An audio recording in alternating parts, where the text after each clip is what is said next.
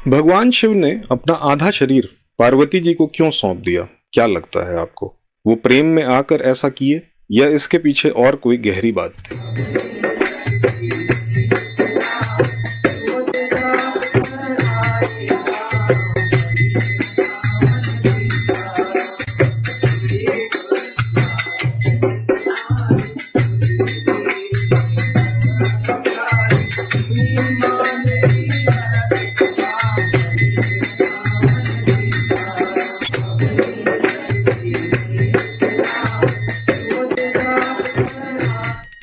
कथा प्रणाम।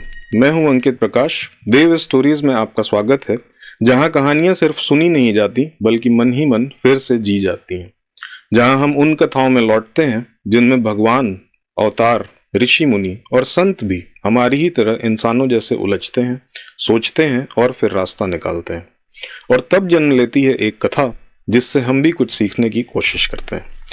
आज हम सुनेंगे अर्धनारीश्वर की कथा, जहां शिव ने अपने आधे अस्तित्व को पार्वती जी को अर्पित करके सृष्टि को संतुलन सिखाया। चलिए जगाते हैं आज फिर एक कथा को, क्योंकि हर कथा कुछ कहती है। तो कहानी ऐसे शुरू होती है कि सृष्टि को कौन बनाया? ब्रह्मा जी। ये तो हम लोग जानते ही हैं। तो ब्रह्मा जी सृष्टि तो बना दिए, सब कुछ बढ़िया से। फिर उनको लगा कि वो ये सृष्टि जो बनाए हैं, जितनी भी चीजें वो बनाए हैं, लोगों को, संसार को, वो तो देर सबेर नष्ट हो जाएगी, क्योंकि उसमें आगे बढ़ते रहने का कोई तरीका नहीं था। मतलब पुराना खत्म हो तो नया बन जाए, पुराने लोग मरें तो नए पैदा हो जाएं, ऐसी कुछ व्यवस्था नहीं थी। और वो ऐसा चाहते थे कि ऐसा कुछ हो, क्योंकि इतनी मेहनत से वो सृष्टि को इतना सुंदर बनाए थे, एक बार नष्ट हो जाती तो फिर से पूरी मेहनत दोबारा। तो ब्रह्मा जी इसी उधेड़ बुन में लगे हुए थे। बहुत सोचे, कुछ समझ में नहीं आया। आज के समय में भी हम बहुत कुछ बना लेते हैं, टेक्नोलॉजी, संस्थान, रिश्ते, लेकिन सवाल हमारे सामने भी वही है कि हमने जो बनाया है वो कितने अच्छे से टिका रहता है। ब्रह्मा जी की चिंता वही है जो आज हर क्रिएटर की है, स्थायित्व कैसे लाया जाए। और उसी सवाल का जवाब ब्रह्मा जी खोज रहे थे। तब वो गए शंकर जी के पास, महादेव, सबकी समस्या सुनने वाले। तो शिव भगवान ब्रह्मा जी की परेशानी सुने, सोचे समझे, पार्वती जी से बातचीत भी किए और कुछ समाधान बताने की बजाय एक रूप धर लिए। जैसे कि क्या बताना समझाना सीधा दिखा ही देते हैं। इस रूप में उन्होंने क्या किया कि एक ही शरीर में आधे भाग में स्वयं को रखे और आधे भाग को पार्वती जी को अर्पित कर दिए। मतलब दाहिने हिस्से में खुद और बाएं वाले में पार्वती जी। अब एक ही शरीर में आधा हिस्सा जो था वो पुरुष का था और आधा स्त्री का।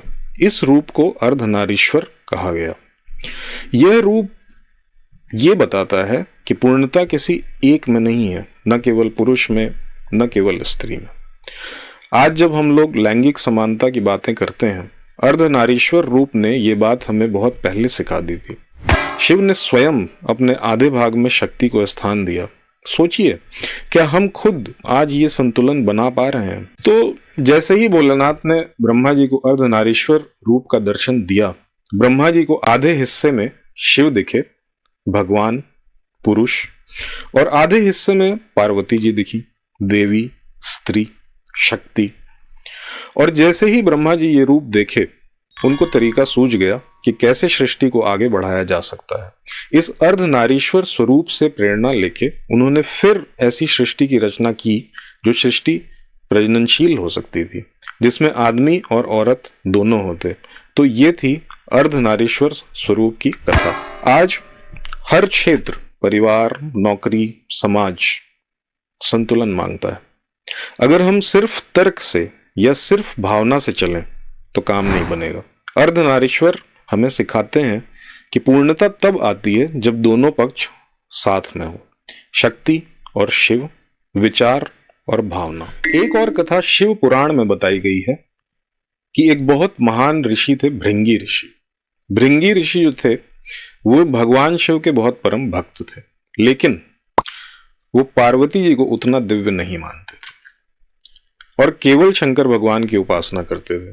पार्वती जी की कोई उपासना वो नहीं करते थे। पार्वती जी को ये बात खराब लगती थी। ये देवी हैं और शक्ति का प्रतीक हैं, भृंगी ऋषि उनकी उपेक्षा कर रहे थे। तब पार्वती जी एक उपाय सोची। वो शिव जी के बिल्कुल पास में बैठने लगी ताकि भृंगी ऋषि को हो सकता है कि पहले वो ना दिख रही हों, अब उनका ध्यान चला जाए, लेकिन तब भी भृंगी ऋषि उनको अनदेखा ही किए। तब माता पार्वती को गुस्सा आ गया और वो शिव जी से बोली कि देखिए ये क्या हो रहा है। तो शिव जी इस समस्या के समाधान के लिए अर्धनारीश्वर का रूप ले लिए, क्योंकि तब तो पार्वती जी को अनदेखा कोई कैसे ही कर पाता। आज भी हमारे समाज में ऐसे बहुत से भृंगी ऋषि मौजूद हैं जो सिर्फ शक्ति की पूजा करते हैं लेकिन करुणा को नहीं समझते, जो तर्क को सम्मान देते हैं लेकिन भावनाओं को कमजोरी समझते हैं। अर्धनारीश्वर एक उत्तर है, एक संदेश है कि अगर हम किसी एक को अनदेखा करेंगे तो संतुलन नहीं बन पाएगा। जब आप अगली बार अर्धनारीश्वर की प्रतिमा देखें तो उसे केवल आध्यात्मिक न माने। ये रूप हमें समझाता है कि पूर्णता, समानता और संतुलन ही जीवन का आधार है। शिव और शक्ति के इस रूप में छुपा है वो ज्ञान जिसकी आज की दुनिया को सबसे ज्यादा जरूरत है। इस कहानी से हमें सीख क्या मिलती है कि सच में एक होना तभी है जब हम किसी को अपने से अलग नहीं, अपना हिस्सा ही मान लें। शिव जी ने यही किया और इस एपिसोड का मंत्र है ओम अर्धनारीश्वराय नमः। इसका अर्थ है कि उस ईश्वर को प्रणाम जिसमें स्त्री और पुरुष दोनों की चेतना एक साथ समाहित है। देव स्टोरीज का पिछला एपिसोड जो कि भगवान विष्णु के नरसिंह अवतार पर था, उस वीडियो पर जो सबसे अच्छा कमेंट पढ़ने को मिला वो था शोभा श्रीवास्तव जी का। उन्होंने लिखा प्रेम और विश्वास ही फलीभूत होता है और उनको ये स्टोरी अच्छी लगी। आपका बहुत बहुत धन्यवाद और आभार। आप देख रहे थे देव स्टोरीज, एक कोशिश हमारी सांस्कृतिक जड़ों को फिर से महसूस करने की। अगर ये कहानी आपको छू गई हो तो किसी अपने तक जरूर पहुंचाइएगा। लाइक, कमेंट और सब्सक्राइब कीजिए। यही हमारे दौर की तालियां और जयकार है।